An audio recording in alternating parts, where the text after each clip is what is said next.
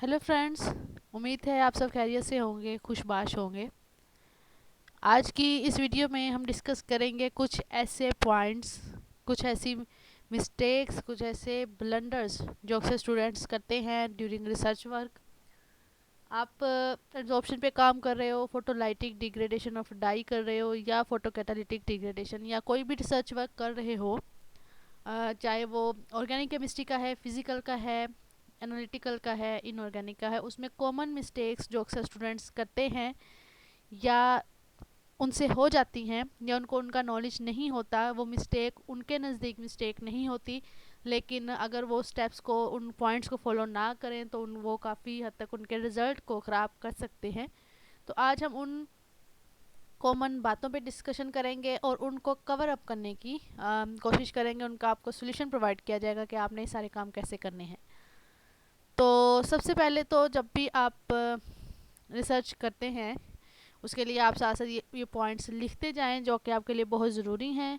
और सबसे पहला पॉइंट तो ये है कि काइंडली जो भी आप वीडियो चेक करें, चाहे मेरी या किसी भी यूट्यूबर की, अपनी रिसर्च से मुतल्लिक, या मेरी जो प्लेलिस्ट है एड्सॉर्प्शन की, अगर आप उसको फॉलो कर रहे हैं तो काइंडली आप वीडियो को एंड तक पूरा देखा करें।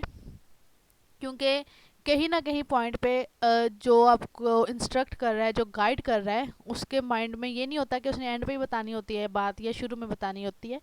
जब भी उसके माइंड में आ गई उसने बता देनी है। और उसमें ऐसा आपको ये होता है कि आप स्किप करके देखते जाते हैं, हमें मेथडोलॉजी तो पता चल ही गई है, हम खुद ही परफॉर्म कर लेंगे। तो मेक श्योर कि आप वीडियो का एंड तक पूरा देखा करें, क्योंकि जब तक इंसान का खुद का एक्सपीरियंस नहीं होता उसे समझ बातें नहीं आती। तो दूसरी नंबर पे ये बात आती है कि जब भी आप लैब में काम करें, आपके पास लैब कोट होना चाहिए। जो लैब कोट आपने पहन के काम करना है, उससे ये फ़ायदा होता है कि आपके जो भी chemicals, by chance for example अगर कोई केमिकल से आपका इंट्रैक्शन हो जाता है, तो आपका यूनिफॉर्म या अब लड़कियों का जो अबाया होता है वो डैमेज नहीं होता, बल्कि वो, या कोई भी ऐसा कोई केमिकल है, कोई कलर वगैरह है, तो वो आपके यूनिफॉर्म पे नहीं लगता, आपके कपड़ों पे नहीं लगता, बल्कि लैब कोट पे लग जाता है, तो वो तो बाद में धुल जाता है। ठीक है, तो लैब कोट का इस्तेमाल लाजमी है। दूसरे नंबर पे इसमें हैंड ग्लव्स, जो आपके जो ग्लव्स होते हैं, जो प्लास्टिक शीट के भी मिल जाते हैं कभी कभार आपको, वो ज़्यादा बेहतर होते हैं प्लास्टिक शीट वाले एज़ कम्पेयर के वो आप कपड़े के लें, क्योंकि वो गीले हो जाते हैं, फिर जल्दी ड्राई नहीं होते जो क्लॉथ के होते हैं। तो हैंड ग्लव्स होने चाहिए आपके पास, और गूगल्स होने चाहिए, ताकि आपका कोई पंजर स्मेल वाला कोई एसिड है या इरिटेटिंग जो है, आपको कुछ लोगों को इरिटेशन होती है आइज़ के साथ कांटेक्ट हो जाए, या उनकी स्मेल से उनको काफ़ी इरिटेशन होती है, तो स्मेल से बचने के लिए आपका मास्क ज़रूरी है। लड़कियों का तो वेल होता है, लेकिन अगर नहीं भी है तो फिर भी जब भी आपने लैब में वर्क करना है केमिकल्स के साथ, आपका मास्क होना ज़रूरी है ताकि आपको स्मेल ना जाए पंजट। आपके गूगल्स होना ज़रूरी हैं ताकि आपकी आइज़ डैमेज ना हो। आपके ग्लव्स होना ज़रूरी हैं ताकि आपके हाथों को कोई नुकसान ना पहुंचे जब आप कोई भी एसिड निकाल रहे हो, फिर पट आउट कर रहे हो। और आपके लैब कोट होना ज़रूरी है, जो कि आपको हेल्प करेगा एक इफ़ेक्टिव रिसर्च करने में। तो ये एक इम्पॉर्टेंट पॉइंट है, और आई एम 110% श्योर कि जितने भी स्टूडेंट ये बात सुन रहे हैं उन्होंने इसको फॉलो नहीं करना, क्योंकि ये उनके नज़दीक ये एक रैंडम सी बात है। बट आई मस्ट रिकमेंड कि आप अगर इन बातों को फॉलो कर लेंगे तो ये आपके लिए ही बेहतर होगा, अदरवाइज़ नुकसान आपका होना है, मेरा तो कुछ नहीं जाना। तो दूसरे नंबर पे आ जाते हैं इसमें कि आपके पास रजिस्टर होना चाहिए, पेन होना चाहिए। हर टाइम जब आप रिसर्च कर रहे हो, आपके जो रिजल्ट आए आप जल्दी से उसको नोट डाउन कर लें। मेमोराइज़ करने वाली चीज़, या बाद में लिख लूँगा, ये लिख लूँगी, ये चीज़ आपने नहीं करनी। उससे आपकी रीडिंग्स अफेक्ट होती हैं, आपको भूल जाएं या आपको गलत लिखी जाएं, तो ये चीज़ ज़्यादा मैटर करती है।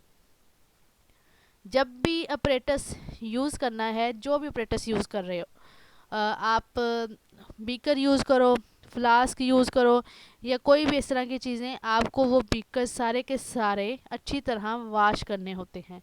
और वो वाशिंग का प्रोसीजर कैसे है, वो क्लीनिंग सॉल्यूशन आपने बनाना होता है। क्लीनिंग सॉल्यूशन को क्रोमिक एसिड सॉल्यूशन भी कहा जाता है। अगर आप वो क्रोमिक एसिड के सॉल्यूशन से सारा अपरेटस अच्छे से वाश करके यूज़ करते हो, तो आपकी रीडिंग्स में कोई ऐसा इफ़ेक्ट नहीं आता, मतलब आप वो डिस्टर्ब नहीं होती। आपकी गलती के चांसेस 60% तक कम हो जाते हैं अगर आप वॉशिंग सॉल्यूशन से अपरेटस अच्छी तरह वॉश करते हो। बाकी के जो 40% है वो कुछ ह्यूमन एरर्स हैं या इंस्ट्रूमेंटल एरर्स की वजह से आ सकते हैं, लेकिन 60% एरर रीडिंग लेने में वो कब कम होते हैं, जब आप क्लीनिंग सॉल्यूशन यूज़ करो। क्लीनिंग सॉल्यूशन कैसे बनाया जाता है, कैसे उसको यूज़ करना है, उसकी मैं वीडियो का लिंक डिस्क्रिप्शन में दे दूँगी, आप उसको चेक कर लीजिएगा। और क्लीनिंग सॉल्यूशन बनाना का ये फ़ायदा होता है कि जितने भी ऑयल और ग्रीस या डर्ट होती है, ये डस्ट पार्टिकल्स होते हैं, या कोई कलर होता है आपके अपरेटस में जो एब्जॉर्ब हो चुका होता है, तो वो सारे का सारा इजीली रिमूव हो जाता है। और एक बिल्कुल जिस तरह एक नई चीज़ होती है वैसा आपके पास वॉशिंग के बाद अपरेटस मिल जाता है आपको। और अगर आप कोई लैम्डा मैक्स पे कोई रीडिंग ले रहे हो एब्जॉर्बेंस की, ट्रांसमिटेंस की, तो उसके लिए ये बहुत बहुत बहुत ज़रूरी है कि आप क्यूवर्ट को अच्छे से क्लीनिंग सॉल्यूशन से वॉश करके यूज़ करो, अदरवाइज़ आपकी सारी की सारी रीडिंग्स अफेक्ट हो जाएंगी। और सारी की सारी रीडिंग्स अफेक्ट होनी है, उसके साथ क्यूवर्ट में भी जो कलर रहेगा वो भी ख़त्म जल्दी से नहीं हो पाएगा। तो उसके लिए ज़रूरी है कि आप जब भी यूवी विजिबल स्पेक्ट्रोफोटोमीटर की मदद से रीडिंग लो, तो मेक श्योर कि आपकी जितनी क्यूवर्ड्स यूज़ कर रहे हो वो सारी की सारी क्लीनिंग सॉल्यूशन से अच्छे से वॉश होनी चाहिए, ताकि आपको रीडिंग में कोई मसला ना हो। ठीक हो गया। जब आप रीडिंग ले लो उसके फ़ौरन बाद उस क्यूवर्ड को क्लीनिंग सॉल्यूशन से धो के रखें। और जब रीडिंग लेनी है, क्यूवर्ड्स की साइड जो लाइट की तरफ होंगी, आपने उनको अच्छे से वॉश करना है विद द हेल्प ऑफ आप टिश्यू पेपर ले लें या कोई भी इस तरह का कॉटन ले लें जिससे वो अच्छे से साफ़ हो जाए। उसके ऊपर कोई भी वाटर ड्रॉप्स नहीं होने चाहिए, अदरवाइज़ उसकी वजह से भी रीडिंग गलत आएंगी। और स्पेक्ट्रोफोटोमीटर के अंदर क्यूवर्ट को कैसे रखा जाता है, कौन सी साइड लाइट की तरफ की जाती है, उसकी वीडियो का लिंक मैं आपको डिस्क्रिप्शन में दे दूँगी। स्पेक्ट्रोफोटोमीटर की प्रॉपर डिटेल आप उसको भी चेक कर लीजिएगा। स्पेक्ट्रोफोटोमीटर के बारे में एक और बात यह है कि जब भी आपने इसको यूज़ करना है, मेक श्योर कि रीडिंग लेने से 15-20 मिनट पहले आपने इसको ऑन करना है। जब आप रीडिंग लेना चाहते हो, इनिशियल एब्जॉर्बेंस या कोई भी रीडिंग लेना चाहते हो किसी भी सॉल्यूशन की, एब्जॉर्बेंस की, ट्रांसमिटेंस की, कंसंट्रेशन की, मेक श्योर कि आपने इसका जो स्विच है वो 15 से 20 मिनट पहले ऑन कर देना है। 15 से 20 मिनट बाद आपने रीडिंग लेनी है, जब ऑन हो जाएगा उसके बाद। ठीक है। तो ये नहीं कि आपने रीडिंग लेनी है उसी टाइम स्विच लगाया और उसको रीडिंग ले ली, ऐसा काम नहीं करना। 15 से 20 मिनट पहले इसको ऑन करके रखना है। जब 15 से 20 मिनट गुजर जाएंगे तब आप इसकी किसी भी सॉल्यूशन की रीडिंग ले सकते हो। रीडिंग इस तरह लेनी है कि जब भी आप क्यूवर्ट इसके अंदर रखो, उसमें एक पहला जो सॉल्यूशन है क्यूवर्ट के अंदर वो ब्लैंक सॉल्यूशन होना चाहिए जिसमें हम डिस्टिल वाटर लेते हैं। दूसरे नंबर पे सॉल्यूशन को रखा जाता है और इसकी प्रॉपर डिटेल मैं ऑलरेडी वीडियो में बता चुकी हूँ, उसका लिंक मैं डिस्क्रिप्शन में दे दूँगी, आप उसको चेक कर लीजिएगा। और इसमें आपने कैलिब्रेशन लाजमी करनी होती है। जब भी आप किसी सॉल्यूशन को बनाएं उसके बाद आपने उसको यूवी विजिबल स्पेक्ट्रोफोटोमीटर की मदद से रीडिंग लेने से पहले इसको कैलिब्रेट करना लाजमी होता है with the help of distil water. जो हम पहली क्यूवर्ट रखते हैं उसका मेथड मैं बता चुकी हूँ ऑलरेडी, लिंक में आप चेक कर लीजिएगा। तो कैलिब्रेशन करके आपने रीडिंग लेनी होती है। ये तो हो गया यूवी विजिबल स्पेक्ट्रोफोटोमीटर का और क्यूवर्ट का थोड़ी सी बहुत प्रिकॉशंस। ठीक हो गया। उसके बाद आ जाते हैं शेकिंग पे। तो शेकिंग में क्या होता है कि बेसिकली इसमें आपके पास जब तक सॉल्यूशन की अच्छे से शेकिंग नहीं होती, जब आपने कोई इस पर कोई चीज़ ऐड की है, जो एड्जॉर्बेंट ऐड किया है, जब वो अच्छे से शेक नहीं होता, मिक्स नहीं होता, तो वो कैसे एड्जॉर्प्शन शो कर ले। तो उसके लिए बेस्ट वे ये होता है कि आप ऑर्बिटल शेकर यूज़ करो। अगर ऑर्बिटल शेकर अवेलेबल नहीं है तो आप मैनुअल शेकिंग भी इजीली कर सकते हो। ऑर्बिटल शेकर कैसे वर्क करता है ये आपके सामने अभी बता देते हैं।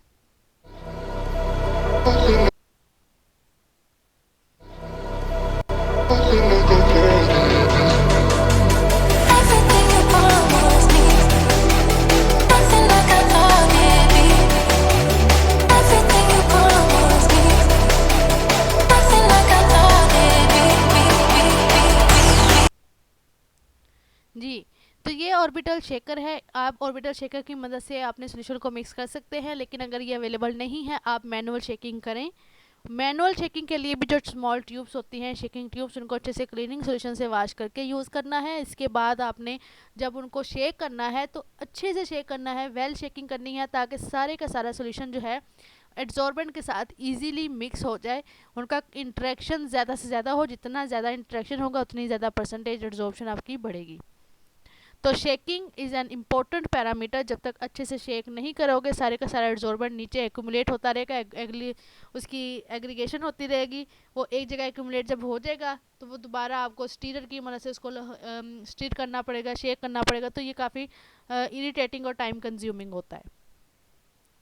इसके बाद जो आपने ओवन यूज़ करना है, माइक्रो हीटिंग ओवन, उसमें क्या होता है कि आपको जो भी चीज़ आप हीट होने के लिए रखो, मेक श्योर कि जिस टेम्परेचर पे ऑलरेडी पेपर्स रिपोर्टेड हैं लिटरेचर में, आप चेक कर लें कि आप जो एब्जॉर्बेंट ड्राई कर रहे हो, जो भी आप चीज़ है उसको ड्राई करके यूज़ करना चाह रहे हो, तो उसका पहले लिटरेचर में चेक करें कि उस चीज़ को किस टेम्परेचर पे हीट किया गया है। वो उसका बॉइलिंग पॉइंट होता है, मैक्सिमम टेम्परेचर होता है जो लिटरेचर में मेंशन है।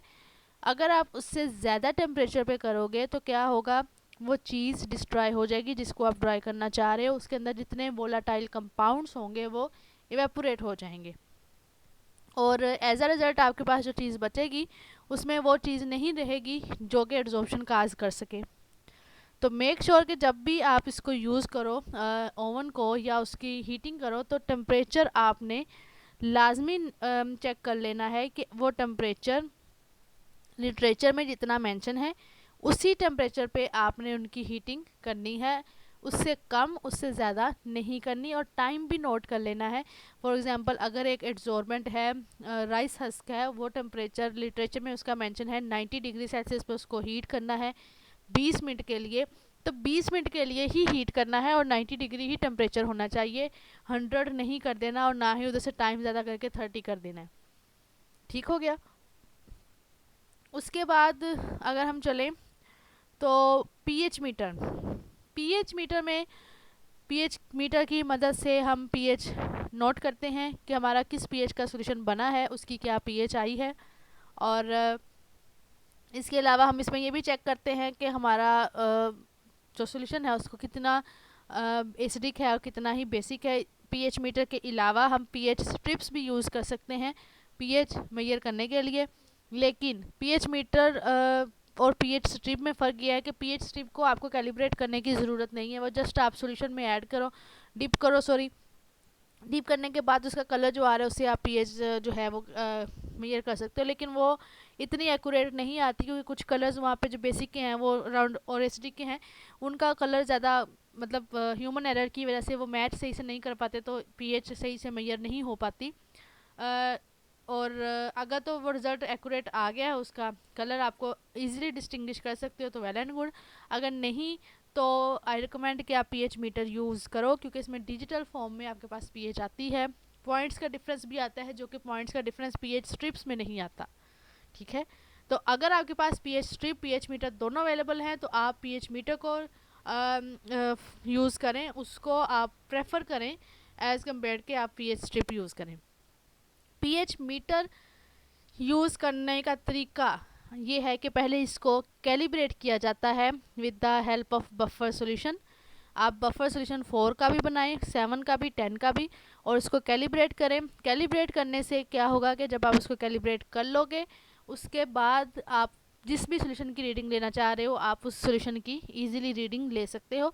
लेकिन अगर आप पीएच 10 का सॉल्यूशन अगर आपने बनाया है और रीडिंग आपकी आ रही है 10.9 10.8, आपको तो पीएच 10 चाहिए थी, तो ये 0.8 0.9 का जो डिफरेंस आ रहा है आपने इसको भी कवर करना है। ये नहीं कहना कि चलो पॉइंट्स में ही है, खैर है भाई, वो 11 के करीब जा रहा है, वो और बेसिक की तरफ जा रहा है, तो आपने एग्जैक्ट पीएच 10 ही लेनी है। और उसके लिए ज़रूरी है कि आप जितनी पीएच आपको रिक्वायर्ड है उतनी पीएच का सॉल्यूशन बनाए। पॉइंट्स में भी अगर डिफरेंस आ रहा है तो उसको आपको कवर अप करना होगा, अदरवाइज़ आपका सारा जो प्रैक्टिकल वर्क है वो उसकी रीडिंग अफेक्ट होगी।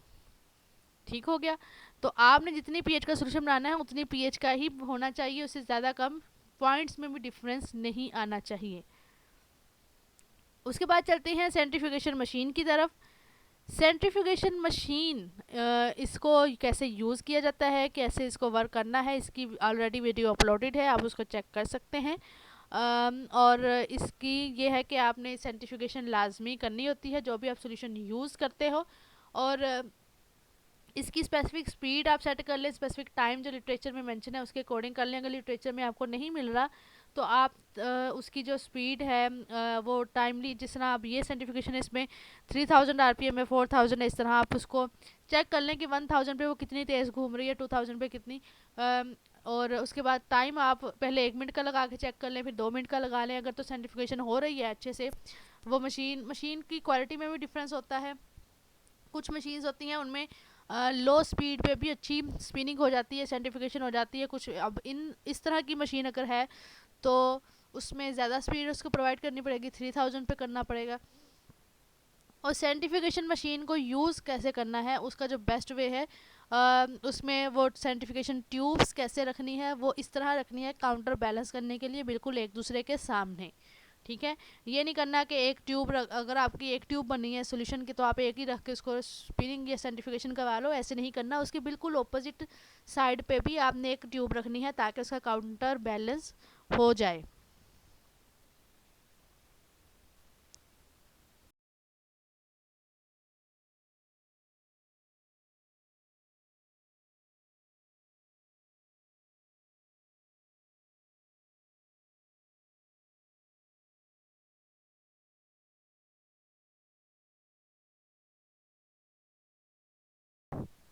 जी, तो ये एक सेंट्रीफ्यूगेशन मशीन है। इस तरह की सेंट्रीफ्यूगेशन मशीन में ये देखें आप, यहाँ पे इसकी ये टाइम की ड्यूरेशन है और ये इसकी स्पिनिंग की है। तो यहाँ पे अगर 1 मिनट के लिए भी अगर आप इसकी सेंट्रीफ्यूगेशन करें, और यहाँ क्योंकि ये स्पीड ये स्पिन प्लस की है और वैसे भी इसकी क्वालिटी इस मशीन की ज़्यादा है जो मैंने आपको पहले दिखाई उसकी निस्बत। तो अगर इसमें आप 3000 आरपीएम की बजाय 80 या 100 आरपीएम पे भी इसको स्पिनिंग करवाते हैं तो डेट्स इनफ। लेकिन टाइम आप ज़्यादा कर लें, 1 मिनट पे नहीं हो रही तो 2 मिनट पे कर लें। लेकिन इसमें यह है कि आपकी जितनी मशीन की क्वालिटी ज़्यादा होती जाएगी उतना ज़्यादा अच्छा रिजल्ट आता जाएगा। स्पिनिंग आपका टाइम भी कम लगेगा और आपकी स्पीड भी कम पे मैक्सिमम रिजल्ट आ जाएंगे। इसमें भी आपने क्या करना है कि जब भी आपने इसके अंदर रखना है, जो भी आप ट्यूब्स रख रहे हो तो वो आपने इस तरह रखनी है कि वो एक दूसरे के काउंटर बैलेंस में ही आए। जैसे आपने यहाँ पे एक ट्यूब रखी है तो आप उसकी बिल्कुल ऑपोजिट साइड पे यहाँ पे काउंटर बैलेंस करने के लिए इसकी सेंट्रीफ्यूगेशन ये ट्यूब्स रखेंगे। अगर आपकी एक ट्यूब में सोल्यूशन बना है, दूसरी ट्यूब में नहीं फिल हुआ, तो आप दूसरी ट्यूब में डिस्टिल वाटर ऐड करके जस्ट उसका सोल्यूशन उसको फिल करके रख दो ताकि वो एक तरह से बैलेंस हो जाए, काउंटर बैलेंस हो जाए। और इस वीडियो का जो लिंक है वो मैं आपको डिस्क्रिप्शन में भी दे दूँगी। इसमें प्रॉपर इसको सेंट्रीफ्यूगेशन मशीन को यूज़ करना बताया गया है कि आपने इसको कैसे यूज़ करना है। ये देखें यहाँ पे 4 ट्यूब्स रखी हैं बिल्कुल एक दूसरे के काउंटर बैलेंस में ताकि वो बैलेंस हो जाए चीज़ें। सेंट्रीफ्यूगेशन जब करनी है तब भी आपने इनको क्या करना है, सेंट्रीफ्यूगेशन ट्यूब्स को भी अच्छे से डिस्टिल वाटर से क्लीनिंग सोल्यूशन से अच्छे से वॉश करके फिर रखना है, और ताकि इसके अंदर भी कोई कलर ना रहे, अदरवाइज़ आपकी रीडिंग अफेक्ट हो जाएंगी। शेकिंग ट्यूब्स भी बिल्कुल इसी तरह की होती हैं। आप इस तरह की शेकिंग ट्यूब्स को यूज़ कर सकते हैं। इनके ऊपर ये प्लास्टिक की होती है, प्लास्टिक का स्टॉपर लगा होता है। इसके अंदर आप एडजॉर्बेंट ऐड करके उनको अच्छे से शेक कर लो। तो उस इनमें ये होता है कि ये थोड़ी सी मतलब थिन होती हैं, वो ज़्यादा थिक होती हैं, मोटाई में ज़्यादा होती हैं, थोड़ी मतलब दूसरे लफ्ज़ में कह लेंगे विड्थ उनकी ज़्यादा होती है, लेंथ तकरीबन इतनी ही होती है। तो उनमें अच्छे से शेकिंग हो जाती है। तो आपको मैनुअल शेकिंग के लिए शेकिंग ट्यूब्स लाजमी यूज़ करें, और इससे ये होगा कि आपकी शेकिंग जितनी अच्छी होगी उतने अच्छा रिज़ल्ट आपका आएगा। और ये देखना है आपने कि जब सेंट्रीफ्यूगेशन करनी है, आप अगर एड्जॉर्प्शन पे काम कर रहे हो तो क्या होगा कि एड्जॉर्बेंट जो है ना आपका वो नीचे सेडिमेंट डाउन होना चाहिए, ठीक है, और सॉल्यूशन ऊपर होना चाहिए। अगर आपको लगे कि अभी भी हाफ एड्जॉर्बेंट सेडिमेंट हो गया जबकि हाफ एड्जॉर्बेंट जो है वो सेडिमेंटेशन नहीं हुई बल्कि वो सॉल्यूशन में उसके पार्टिकल सस्पेंड हो रहे हैं, तो आपने अगेन सेंट्रीफ्यूगेशन करनी है ताकि जब तक सारे का सारा एड्जॉर्बेंट सारे पार्टिकल्स नीचे ना बैठ जाएं, सेडिमेंट ना हो जाए तब तक आपने रीडिंग नहीं लेनी, क्योंकि अगर आप ऐसे रीडिंग ले लो कि आपके कुछ एड्जॉर्बेंट के पार्टिकल्स सॉल्यूशन में ही अभी सस्पेंड नहीं हुए, सॉरी ऊपर मूव कर रहे हैं, फ्रीली मूव कर रहे हैं, आधा एड्जॉर्बेंट सेडिमेंट हो गया, बल्कि हाफ जो है कुछ पार्टिकल्स अभी मूव कर रहे हैं, तो वो पार्टिकल्स जब सॉल्यूशन फॉर्म में क्यूवेट में आप ऐड कर दोगे तो फिर क्या होगा, उन पार्टिकल्स ने भी लाइट एब्जॉर्ब करनी है, तो आपकी जो ये लाइट को एब्जॉर्ब करेंगे, ये लाइट को हिंडर कर देंगे, रिफ्लेक्ट कर देंगे, जिसकी वजह से आपकी परसेंटेज या फाइनल एब्जॉर्बेंस इतनी कम होने की बजाय बहुत ज़्यादा हो जाएगी, क्योंकि वो लाइट को अगेन अगेन एब्जॉर्ब करने की बजाय रिफ्लेक्ट कर देंगे। तो जब भी आपने सेंट्रीफ्यूगेशन ट्यूब से ये निकालना है सॉल्यूशन, तो माइक्रो पिपर्स होती हैं, माइक्रो पिपर्स की मदद से आपने उनको निकालना है, ताकि उसके जो पार्टिकल्स हैं वो सॉल्यूशन में ना हो, बल्कि वो नीचे सेडिमेंट डाउन हो जाएं।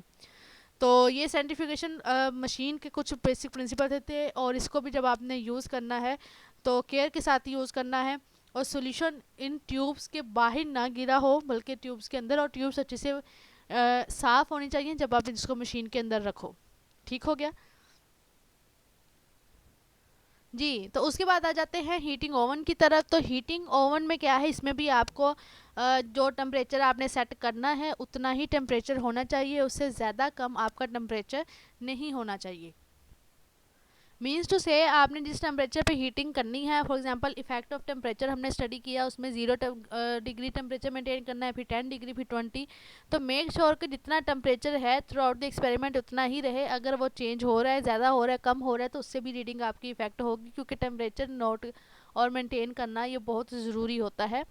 और इसमें आप इसके ऊपर रख के सोल्यूशन के अंदर थर्मामीटर भी रख देंगे, ताकि आपको जब भी आपने नोट करना है with the passage of time 5 minutes बाद या 10 मिनट्स बाद, तो उसका टेम्परेचर आप इजीली नोट कर लो। दोबारा आपको थर्मामीटर जब धो के उसके अंदर डालेंगे तो वो थर्मामीटर तो ठंडा हो चुका होगा, तो एकदम से रीडिंग उसकी सही से नहीं आएंगी।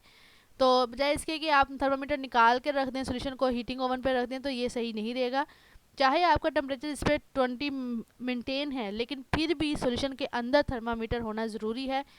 आप उसको जब भी पकड़ें थर्मामीटर को, उसके ऊपर जो नोब है वहाँ से पकड़ें, बल्ब से पकड़ें, सॉरी बल्ब सोल्यूशन में इंसर्ट करें, उसका जो ऊपर नोब है, हैंडल है, छोटा सा होता है, उससे पकड़ना है आपने। थर्मामीटर कोई बॉडी से नहीं पकड़ना, अदरवाइज़ आपके अपनी बॉडी, ह्यूमन बॉडी का जो टेम्परेचर है वो भी उस थर्मामीटर की रीडिंग में चला जाएगा, क्योंकि जब आपने उसको थर्मामीटर को उसके मेन स्टेम या बॉडी से पकड़ा होगा, तो आपके हाथ से जितना टेम्परेचर होगा वो उसमें ट्रांसफ़र हो जाएगा, और रीडिंग आपकी सोल्यूशन की वो 40 से 50 तक चली जाएगी। आपने जब भी थर्मामीटर को पकड़ना है, ऊपर से पकड़ना है, उसके छोटा सा हैंडल होता है वहाँ से पकड़ना है। ठीक हो गया। उसके बाद वेइंग बैलेंस है। वेइंग बैलेंस को यूज़ करते वक्त आपको कौन सी एहतियात करनी चाहिए। वेइंग बैलेंस में क्या होता है कि आपने जो भी चीज़ वे करनी है, इसको भी पहले कैलिब्रेट करना होता है, ज़ीरो पे करना होता है। ज़ीरो पे करने का जो तरीका होता है वो ये है कि पहले अगर आप किसी प्लेन पेज पे वे करना चाह रहे हो तो आप वो भी कर सकते हो। अगर आप किसी फ्लास्क, सॉरी, छोटी सी जो डिशेस होती हैं, चाइना डिशेस, आप उनमें भी वे कर सकते हो, पेट्री डिशेस में भी यूज़ कर सकते हो आप वे करने के लिए। तो क्या है कि आपको जो भी चीज़ आपने यूज़ करनी है वे करने के लिए, मेक श्योर कि आपके पास वो अच्छे से ड्राई हो और वो भी साफ़ होनी चाहिए। अदरवाइज़ अगर आपकी वो क्लीन नहीं है तो फिर क्या होगा कि आपको उसमें जो चीज़ आप वे करोगे वो सारी वेट हो जाएगी, और वैसे भी वो इम्प्योरीफाई हो जाएगी, जो कि अच्छी चीज़ नहीं है। आपकी रीडिंग उससे भी अफेक्ट हो सकेंगी। तो जितनी ग्राम आपने रीडिंग लेनी है, जितना वे करना है वो उतना ही होना चाहिए। 1 ग्राम ले रहे हैं तो वो 1 ग्राम ही हो, उससे एक्यूरेट मेजरमेंट करनी है, उससे ज़्यादा ये काम नहीं करनी। ठीक हो गया। उसके बाद कुछ सॉल्यूशन की अगर बात करें, तो जो भी आप डाई सॉल्यूशन बनाते हैं या मेटल लाइन सॉल्यूशन बनाते हैं, तो मेक श्योर कि आप उनको एलुमिनियम फॉइल से कवर करके रखें। आपने मेरिंग फ्लास्क में सॉल्यूशन बनाया है तो वो पूरी की पूरी मेरिंग फ्लास्क, उसकी बॉटम भी और उसकी जो नेक है वो भी आपने उसको सारा कवर करना है, अच्छे से करना है एलुमिनियम फॉइल से। अगर वो नहीं है तो आप पॉलीथीन बैग, जो शॉपिंग बैग होते हैं, उनसे भी कवर कर सकते हो।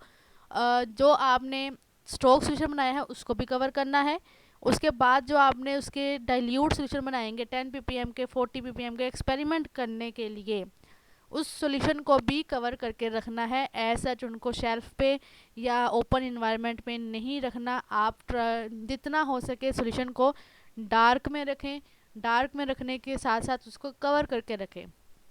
उसकी रीज़न ये है कि जब भी लाइट का इंटरेक्शन होता है डाई सॉल्यूशन के साथ या कलर सब्सटेंसेस के साथ, तो वो डाई लाइट क्या करती है, लाइट उस एड्जॉर्बेट की या डाई की जो स्ट्रक्चर है उसके अंदर जो सिंगल और डबल बॉन्ड है उसको ब्रेक कर देती है, तोड़ देती है, जिसकी वजह से डाई मॉलिक्यूल्स की ब्रेकिंग हो जाती है, डिग्रेडेशन हो जाती है और उससे हमारी रीडिंग्स अफेक्ट होती हैं। एक दफ़ा हम रीडिंग ले रहे हैं आज, कल हमने वैसे रख दिया, आज हमने वैसे रख दिया सोल्यूशन उस ऊपर ओपन इन्वायरमेंट में, लाइट का इंट्रैक्शन हो रहा है, कल हम रीडिंग लेंगे तो कल उसकी रीडिंग और आएगी। ठीक है, तो क्यों आएगी? और क्योंकि लाइट का जब इंट्रैक्शन होगा सॉल्यूशन के साथ, सॉल्यूशन में जो डाई मॉलिक्यूल हैं उनके अंदर जो भी उसकी स्ट्रक्चर है सिंगल डबल बॉन्ड, वो सारे के सारे ब्रेक हो जाएंगे। जब वो ब्रेक होंगे तो एज अ रिज़ल्ट क्या होगा, हमारे पास उसकी रीडिंग अफेक्ट हो जाएगी। तो जितने भी सॉल्यूशन आपने यूज़ करने हैं, मेक श्योर कि आप स्टॉक सॉल्यूशन को भी जितने सॉल्यूशन यूज़ करो उसको एल्यूमिनियम फॉयल से या पॉलीथीन बैग से उसको अच्छे से कवर करके रखें और ऊपर से स्टॉपर भी उनका लगा के रखें। ठीक हो गया? तो मेरिंग फ्लास्क का प्लास्टिक स्टॉपर अगर आप यूज़ कर रहे हो तो वो ज़्यादा बेहतर होगा एज़ कम्पेयर कि आप ग्लास स्टॉपर यूज़ करो, क्योंकि वो ज़्यादा टाइटली बाउंड हो जाता है और टाइटली बाउंड होने के साथ साथ उस मतलब इम्प्योरिटीज़ के चांसेस उसमें ज़्यादा होते हैं। इसके साथ आपने जब भी यूज़ करना है डिस्टिल वाटर यूज़ करना है, टैप वाटर यूज़ नहीं करना। ये नहीं करना कि थोड़ा सा टैप वाटर डाल दूँ तो ये मेरे रिज़ल्ट अच्छे आ जाएंगे, तो ऐसा काम नहीं करना। जब बंदा जुगाड़ की तरफ जाता है या कोशिश करता है कि मैं इस तरह की ट्रिक्स लगा के काम कर लूँ, तो वो वैसा काम आपका नहीं होना चाहिए। ठीक है, जितना कॉन्टैक्ट टाइम आपने देना है 20 minute, 40 minute, 60 minute, make sure कि टाइम कंप्लीट हो गया है तो आप बस उसकी रीडिंग ले लें। उसको 5-10 मिनट का डिले या 5-10 मिनट पहले रीडिंग नहीं लेनी। आपने ऐसा काम नहीं करना ताकि आपके रिज़ल्ट बिल्कुल एक्यूरेट आएँ। उसके बाद आपने जो भी पिपट और जो भी आपने ड्रॉपर यूज़ करना है वो भी अच्छे से वॉश होना चाहिए। ये नहीं करना कि आप नाइट्रिक एसिड का सोल्यूशन बोतल से निकाल रहे हो, वही पिपट आपने उस नाइट्रिक एसिड के सोल्यूशन में ऐड कर दी और फिर वो धोए बिना आपने स्ट्रोक सोल्यूशन डाई के सोल्यूशन में ऐड कर दी, तो वो सारे का सारा सोल्यूशन तो आपका एसिडिक हो गया। ठीक है ना? तो मेक श्योर कि आप एक सोल्यूशन अगर ले रहे हो एक पिपट से, तो आप उसको धो के अच्छे से वॉश करके ड्राई करके फिर उसको दूसरे सोल्यूशन में ऐड करें, ताकि उस वो सारे के सारा सोल्यूशन कंटेमिनेट ना हो। जब आप रीडिंग ले रहे हों तो आपने उसकी जब यूवी विजिबल स्पेक्ट्रोफोटोमीटर की जो रीडिंग है वो थोड़ी बहुत चेंज होती है। मतलब अगर एक टाइम पे आई है 0.029, तो फिर वो थोड़े ही टाइम में एक दो मिनट या 5-10 मिनट के बाद वो चेंज हो जाएगी 0.02 से 0.03 तक, 0.029 तक चली जाएगी। मतलब उसमें फ्लक्चुएशन थोड़ी थोड़ी आती रहती हैं। वो इसलिए आती रहती हैं कि उसको स्टेबल होने में थोड़ा सा टाइम लगता है, कुछ सेकंड्स कह लें या कुछ 1-2 मिनट कह लें। तो जहाँ पे वो वैल्यू स्टेबल होगी आपने वो वैल्यू नोट डाउन करनी है, एब्जॉर्बेंस की भी, कंसंट्रेशन की या ट्रांसमिटर्स की, जो भी आप नोट डाउन कर रहे हो। ठीक हो गया? और इसके अलावा ये है कि जो भी काम आपने करना है सबसे पहले अल्लाह का नाम लेके दो शिव पढ़ के आपने स्टार्ट करना है, और जैसे ही आपकी जो भी रीडिंग आती जाएंगी आपने उनको नोट डाउन करते जाना है। इन प्रिकॉशंस के बाद आपका जो एड्जॉर्बेंट है वो कोशिश करें कि एड्जॉर्बेंट जो आप यूज़ कर रहे हो उसका अपने का एड्जॉर्बेंट का अपना कलर ना हो। फॉर एग्जांपल कोई ऐसी चीज़ होती है कि उसको पानी में ऐड करें तो वो खुद ही उसका कलर ही आना शुरू हो जाता है। तो अगर आपके एड्जॉर्बेंट का कलर पानी में आ रहा है, सॉल्यूशन के अंदर आ रहा है, तो आप ट्राई करें कि आप एड्जॉर्बेंट अच्छे से वॉश करके ड्राई करके फिर यूज़ करें। ठीक है? और अगर आपको लग रहा है कि इसमें एड्जॉर्बेंट का कलर नहीं है, ये जस्ट डाई का ही कलर है, तो आहिस्ता आहिस्ता वो कम हो रहा है डाई का कलर, तो फिर ठीक है, आप उसको वॉश किए बगैर भी यूज़ कर सकते हैं। ठीक हो गया? ये कुछ पॉइंट्स थे, कुछ कॉमन मिस्टेक्स थी जो स्टूडेंट्स अक्सर करते हैं। तो आज की वीडियो में हमने उन पॉइंट्स को कवर किया है और आपके सामने कुछ डिटेल रखी हैं कि आपने ये चीज़ें नहीं करनी जब एक्सपेरिमेंट करना है, इनसे अवॉइड करना है। और इसके अलावा अगर आपके माइंड में कोई और आपसे ब्लंडर हुआ हो, कोई और कॉमन मिस्टेक हुई हो, तो आप कमेंट सेक्शन में बता सकते हैं, ताकि हम हमारे माइंड में और भी आ जाए कि इस तरह की चीज़ें होती हैं अक्सर, और हम उस पर भी आपको उसका सोल्यूशन भी प्रोवाइड कर दें। और कुछ और अगर पॉइंट्स हुए तो हम इंशाल्लाह उस पर नेक्स्ट वीडियो में डिस्कस कर लेंगे, लेकिन ये सारे पॉइंट्स हम ऑलरेडी डिस्कस कर चुके हैं हर वीडियो में, वीडियो के हर पार्ट में। लेकिन अगर आपने वो वीडियो सही से नहीं सुनी होंगी तो आपको फिर नहीं समझ आई होगी, लेकिन आज हमने ब्रीफली डिस्क्राइब कर दिया, सारे पॉइंट्स को समराइज़ करके आपके सामने रख दिया, ताकि आपको आगे मज़ीद कन्फ्यूजन ना हो, तो आपके रिज़ल्ट अच्छे आएँ, उनमें जो भी ऐसा कोई मिस्टेक्स होने के चांसेस हैं वो कम से कम हो जाएं। तो that's all about today's video. इसमें हमने कॉमन मिस्टेक्स देखी, उनके सोल्यूशन को चेक किया कि आपको कैसे कैसे परफॉर्मेंस करनी है लैब में अपने रिसर्च वर्क के दौरान। और अगर आपके माइंड में कोई और क्वेश्चन हो या कोई आपसे पूछना चाह रहे हो बात, तो आप कमेंट सेक्शन में इजीली पूछ सकते हैं, बता सकते हैं। और अगर आपको ये वीडियो ज़रा सी भी अच्छी लगी हो तो इसको लाइक और शेयर करना ना भूलिएगा। और अगर आप इस चैनल पे न्यू है तो काइंडली चैनल को सब्सक्राइब कर दें, लाइक कर दें, और बेल आइकन के बटन को लाजमी प्रेस कर दें, ताकि आपको आने वाली हर अगली वीडियो का नोटिफिकेशन सबसे पहले मिले। तो मिलते हैं अगली वीडियो में न्यू टॉपिक के साथ, तब तक के लिए अल्लाह हाफिज़।